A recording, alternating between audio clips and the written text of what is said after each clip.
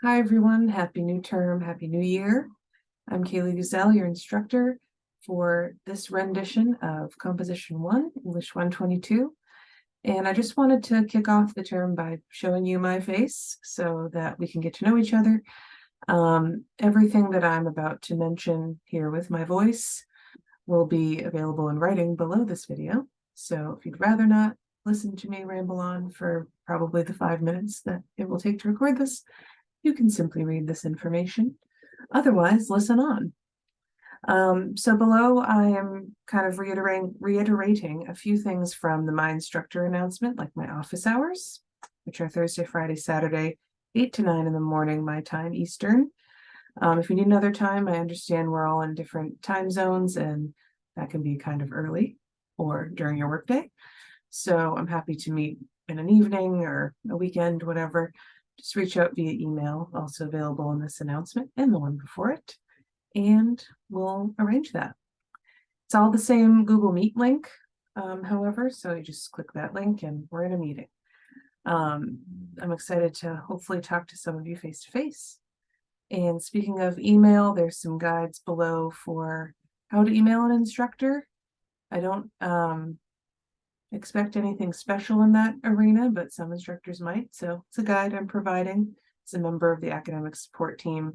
A lot of the resources I'll share with you are made by us, and basically a writing center, a learning center, and it's available to you for tutoring, written feedback, etc. And there's a little more about that below too. Some other resources that are available for you are the general questions thread. That's a discussion. So if you click on discussions in the course, the very first one you'll see is called general questions. That's pretty much like raising your hand in class. It's a question you ask that everyone can see. And as opposed to an email where you might ask me personal questions or ask for an extension or what have you, this is more, hey, I didn't understand this part of the assignment. And you really might be helping your peers by asking questions there. So please do. I'm subscribed to it, so I'll get all the messages. You'll also have the option to look through some of my tips and resources and tricks for making sure you're prepared for the new term emotionally, technologically, that you have your book. And if you can't access your book, where to go to get help with that, which is the IT service desk, all linked below. There's a Brightspace overview. That's where you're watching this, is Brightspace, where the courses live.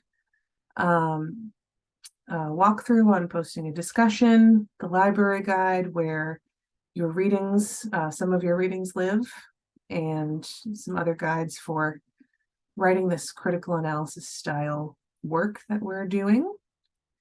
And also invite you to check out academic support. Click on the link in your navigation bar in this course, or just check out the video below to see all that we have to offer you once you really get into writing. You might want to send your discussion post or a draft of an essay or some other assignment to our tutors and coaches for help. All right. Anything else?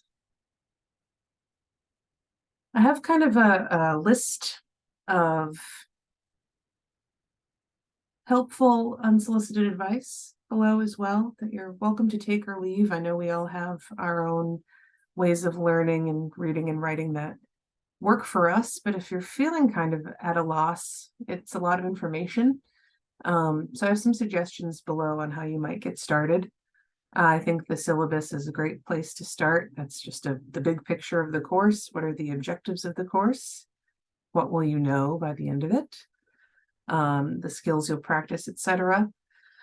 There's also some information about your book, MindEdge, which is kind of a book, kind of a software, ebook we call it. And again, contact IT if you have trouble with that. And as far as moving through the information, I really recommend clicking through the entire module before you begin. Look at what you need to write before you read, so you know what to look for while you're reading. I think that reading and writing are kind of married, and it's very cyclical. You read to write and write to read. But my suggestion is look at what discussion you'll need to write. Look at what the writing notes requires of you. That's your other assignment this week. And read for that and save information from the reading to refer back to. I give a little example below of how you might do that in a discussion to show me that you have read, but also that you can apply what you've read to the context of whatever the assignment is. So try it or don't. It's okay. And finally, I highly recommend backing up your work or writing in a word processor rather than directly in the internet. So the text boxes in the course might lose internet, could reload, anything could glitch or go wrong. So make sure you back up your work and have it in two places. It will save you headaches for sure, now and beyond. So with that, good luck in the first days of the course. It's really nice to meet you all. I will see you in the discussion threads, and I will be back with another announcement in a few days to give you a few more resources just so I don't bombard you. And I have started the discussion with my own example of critical thinking in real life. So feel free to comment to me, I'll comment to you, and we'll have a conversation. So have fun and enjoy it, and welcome.